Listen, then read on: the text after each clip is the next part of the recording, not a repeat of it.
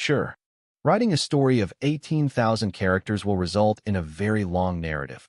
But here's the extended version of the story. It's a detailed, full story with enriched characters, motivations, and emotional depth, written as a first-person account. It all began with a truck.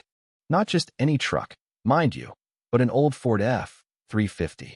If you've ever worked on a farm or owned any sort of land, you'll know exactly the kind of truck I'm talking about. It wasn't fancy. It wasn't new. It wasn't even shiny. But for me, it was a lifeline, the workhorse that got me through every day on my ranch. I didn't need a new, shiny truck. This one did everything I needed: hauled feed, carried tools, and was the backbone of my work. It was old, but it worked. I had parked it outside my gate, as usual, when I went to unload a bit of feed and check on the cattle. I was gone for maybe 15 minutes. Not long. When I came back, the truck was gone. Gone. The spot where it should have been was empty. My heart sank. I thought maybe one of the farmhands had moved it, maybe to get tools or make some space. But as I started walking toward the gate, I saw it. A big, neon orange slip, hanging from the fence. Property removed for community beautification. That was the note. I squinted at it, confused at first. What the hell? I thought. I took a few steps forward, hoping it was some kind of prank. But then I saw the details. The address was wrong, the name was wrong, and the worst part was the smug little note scribbled at the bottom. Property removed for community beautification. Karen. It had to be Karen. Now, if you live in a neighborhood with an HOA, homeowners association, you probably know someone like Karen. She was the HOA president and had been for years. I don't know if she ever officially ran, or if she just sort of made herself president one day and everyone else was too intimidated to stop her. But Karen was the type of person who got off on telling everyone what to do. She controlled everything in our neighborhood: lawn lengths, mailbox colors, and even the angle at which your trash can should be placed.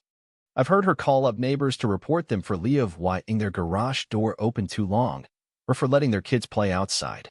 She just couldn't mind her own business. This time, she crossed a line. That truck was mine.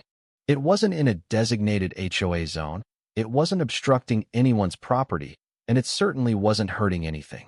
But Karen had decided that it didn't fit with her image of what the neighborhood should look like. And so, she called a tow truck to haul it away. I couldn't let that slide. I stormed down the road to the towing yard. I wasn't just angry, I was livid. The audacity of Karen, to think she could just take something that was mine, based on some petty rule she pulled out of thin air. It wasn't just ridiculous, it was personal.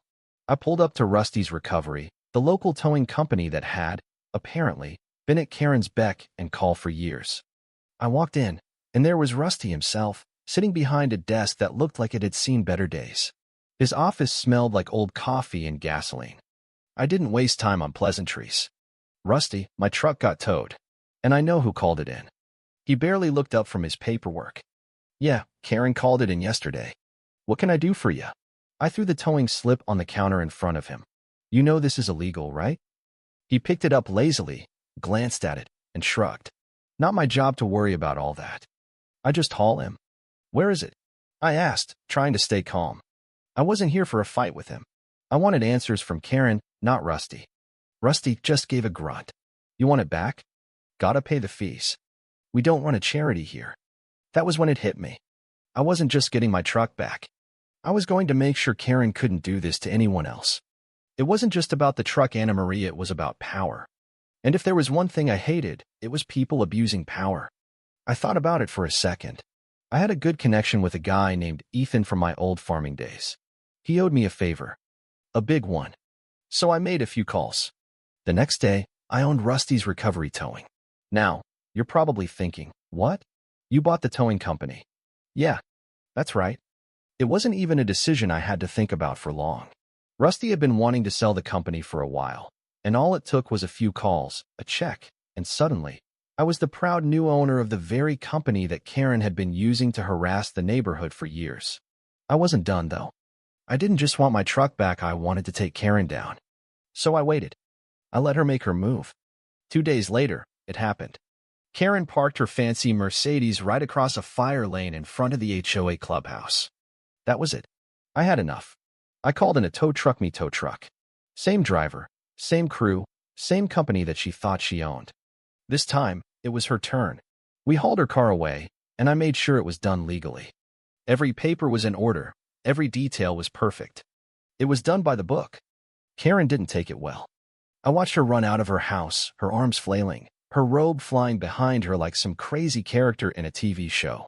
"That's my car," she screamed at the tow driver. I didn't say a word. I just handed her the citation and got back in the tow truck. I drove away, watching her standing there, stunned, in the middle of the street. It felt damn good. But that was just the beginning. I wasn't done with Karen yet. No, now that I had her car, I had the leverage.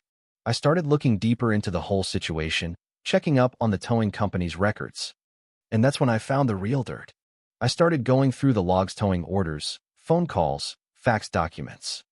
The more I looked, the more I saw that Karen had been using Rusty's recovery towing as her personal tool. She had been towing cars from people who weren't even part of the HOA, cars that weren't violating any rules. And worst of all, she had been pocketing the towing fees. I had enough to blow this thing wide open, but I didn't rush it. I took my time. I made a few quiet calls, pulled some paperwork, and did some digging of my own. I found that Karen was acting like a queen. She thought she could control everything and everyone. I went to the courthouse, pulled zoning records, HOA jurisdiction maps, anything I could find that could help me prove that Karen didn't have the legal right to do what she had done. And I found it. My property was outside the HOA boundaries. That meant Karen had no legal authority to tow my truck in the first place. That was the smoking gun. But I didn't stop there. No, I had to make sure Karen couldn't do this to anyone else again. So I started going door to door, talking to the neighbors. I went to Tom's house, the old veteran who had his truck towed during Christmas. I went to Angie's house, the single mom who had been fined for parking in her own driveway. They all had their own stories, but they were all too scared to speak up until now. Karen had been using her position as HOA president to manipulate people, threaten them with fines, and bully anyone who didn't comply with her absurd rules. It was all starting to fall apart. But I wasn't going to do this alone. I needed the neighbors to speak out too. We all started collecting stories, gathering evidence. I made a few phone calls, tracked down more documents. It was starting to come together. Karen's reign of terror was over. And now I had the leverage to take her down. I filed a lawsuit. Not just for the truck. No, I was going for everything. I went after the HOA's finances, the shady dealings, the funds she had been embezzling. The case went to court, and that's when the real fun began. When the judge saw the evidence, he didn't waste any time. Karen was found guilty of embezzlement, abuse of power, and misuse of HOA funds. She was ordered to repay a portion of the stolen funds, and the HOA itself was forced to reimburse all the residents she had wronged over the years. It didn't end there, though. Karen didn't just lose her position as HOA president, she lost her entire credibility. She was out. And as the truth came out, the neighbors finally felt safe enough to speak up. We threw a celebration. It was a barbecue at my ranch, with families, kids, old board members, and neighbors who had been too scared to speak before. We laughed, we joked, and for the first time in a long time, we felt like a community again. But Karen? She wasn't done yet. She tried to file restraining orders, tried to make everything go away with more lies. But nothing worked. The damage had been done. She was exposed.